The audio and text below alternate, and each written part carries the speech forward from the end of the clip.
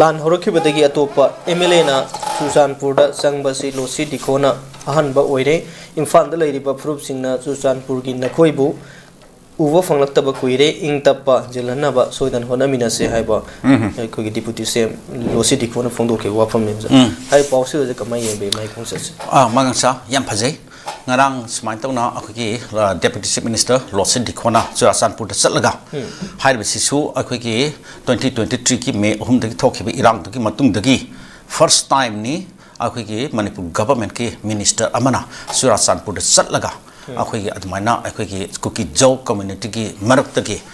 ꯀꯥꯡꯕꯨ ꯑꯃꯒ ꯋꯥꯔꯤ ꯋꯥꯇꯥꯏ ꯁꯥꯟꯅꯗꯅ ꯑꯗꯨꯝꯕ ꯄꯕ꯭ꯂꯤꯛ ꯐꯪꯁꯟ ꯑꯃꯗꯒ ꯁꯔꯨꯛ ꯌꯥꯗꯅ ꯌꯥꯎꯗꯅ ꯈꯣꯠꯇꯅ ꯋꯥ ꯉꯥꯡꯕ ꯇꯧꯕꯒꯁꯦ ꯃꯁꯤ ꯉꯔꯥꯡꯒꯤꯗꯨꯅ ꯑꯍꯥꯟꯕꯅꯤ ꯍꯥꯏꯁꯦ ꯌꯥꯝ ꯆꯨꯝꯕ ꯋꯥꯅꯤ ꯑꯃꯁꯨꯡ ꯌꯥꯝꯅ ꯐꯖꯕ ꯄꯣꯠ ꯑꯃꯅꯤ ꯃꯗꯨ ꯑꯩꯈꯣꯏꯒꯤ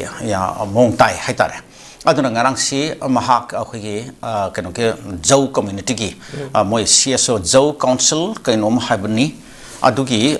leader singa unadana wari watai sai haiba do yam chumme yam phare asi akhoi thaganigai oi asumna mana ba hojikti akhoi maitai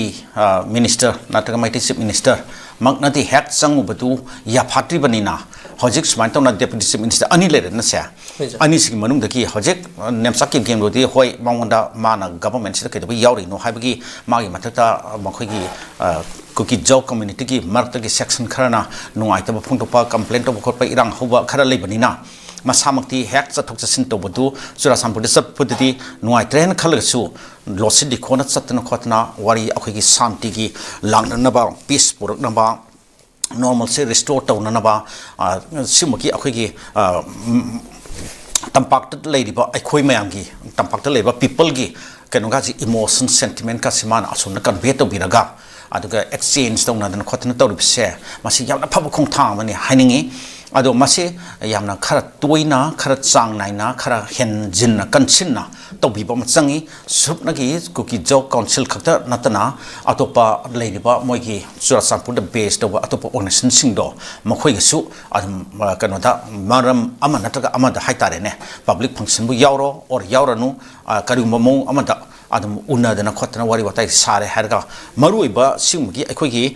peace ki normal gi breeze masirita samti maitai na hack to buduti ya phata batanja ama oiribanina asumna nagana to birpa habase masi yam phayab akhoi naga political leader na or CSO na to birpa ka se yam thina mathau ta bane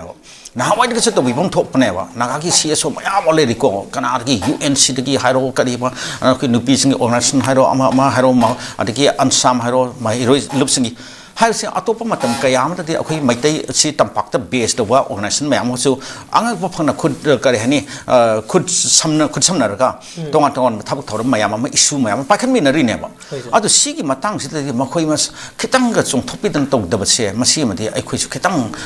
wakhal do khantai haiba tare khitang nuai ta ba ma phawi haiba tare makhoi na khara mang thab gi tong ne ba na hawai keno da akhoi ki 1993 gi adai da keno ki kuki naga tong na gi pa matang da sida tampak ta base ta organization akhoi ki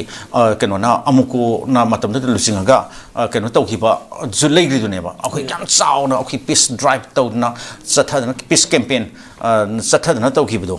adum magadu adum handaki keno chu naga gi group sing chu adum tawbira pa yaba ne ba tawbi na khopi na sia amagi wakhal chu khara phada bi ba maite gi chu khara phada bi ba adigi asong gi chu kuki-ꯖꯧ gi chu adum khara phada bi ba tawbi na khara them khotna khara kar hani adum tawbira magadi adum khara chu hena sangtharam da bu si yai haiba tai